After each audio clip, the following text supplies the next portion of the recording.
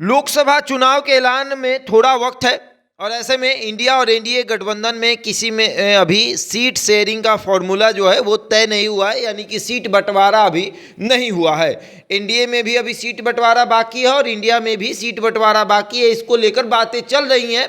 लगातार जो है वो तमाम पार्टियों की तरफ से प्रेशर बनाया जा रहा है कि सीट बंटवारा कर लीजिए, लेकिन ऐसे ही इंडिया गठबंधन में अभी सीट शेयरिंग का फॉर्मूला तय हो रहा है। बंटवारा तो छोड़ दीजिए, फॉर्मूला बनाया जा रहा है कि किसको कितना दिया जाएगा तो वो नाराज नहीं होगा।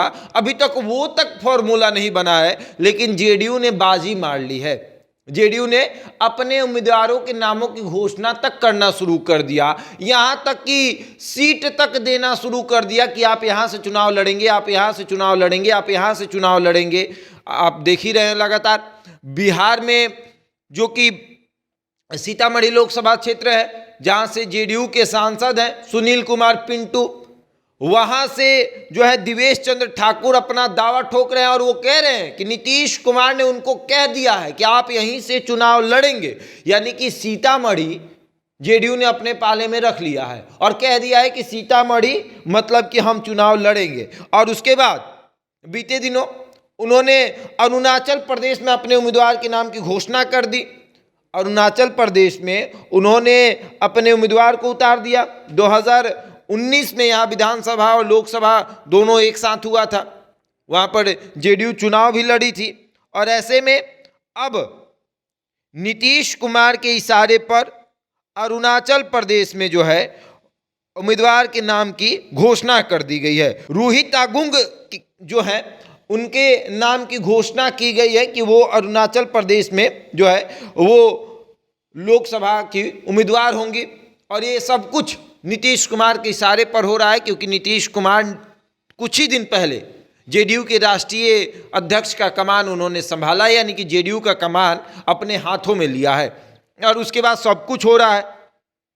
अरुणाचल प्रदेश तो दूर है, बिहार की ही बात अगर करें तो बिहार में सीतामढ़ी पर लगातार दावा ठोका जा रहा है कि भैया सीतामढ़ी से चुनाव लड़ेंगे दिवेश चंद्र ठाकुर जिस तरीके से प्रेस कॉन्फ्रेंस कर रहे हैं और लगातार ये बातें कह रहे हैं कि हम यहाँ से चुनाव लड़ेंगे, हमको नीतीश कुमार ने कह दिया है। और जेडीयू उस पर कुछ अपनी टिप्पणी भी नहीं कर रहा है। जेडीयू ये भी नहीं कह रहा है कि नहीं दिवेश चंद्र ठाकुर जो कह रहे हैं वो गलत है। यानी एक तरीके का इशारा है दिवेश चंद्र ठाकुर को कि आपको चुनाव लड़ना है चाहे कुछ भी हो जाए। और अब जिस तरीके का माहौल बनाया जा रहा है, अभी तक सीट बंटवारा तक नहीं हुआ है, यहाँ तक कि सीट शेयरिंग का फॉर्मूला तक नहीं बना है।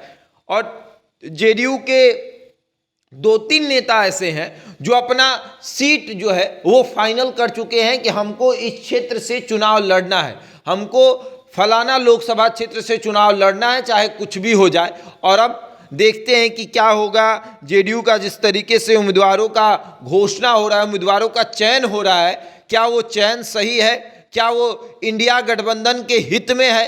क्योंकि नीतीश कुमार लगातार जो रवैया अपना रहे हैं वो इंडिया गठबंधन के हित में नहीं है, क्योंकि हर बार बैठक में ये बातें कही गई हैं कि जब तक सीट बंटवारा तय नहीं होगा तब तक कोई उम्मीदवार का चयन नहीं करेगा। लेकिन जेडीयू जो है वो उम्मीदवारों का चयन कर रहा है। और अब देखने वाली बात यह है कि क्या नीतीश कुमार इंडिया गठबंधन में रहेंगे या फिर इंडिया गठबंधन से अपनी दूरी बनाएंगे। बहरहाल इस खबर में इतना ही। बने रहे हमारे साथ और देखते रहे द इंडिया टॉप।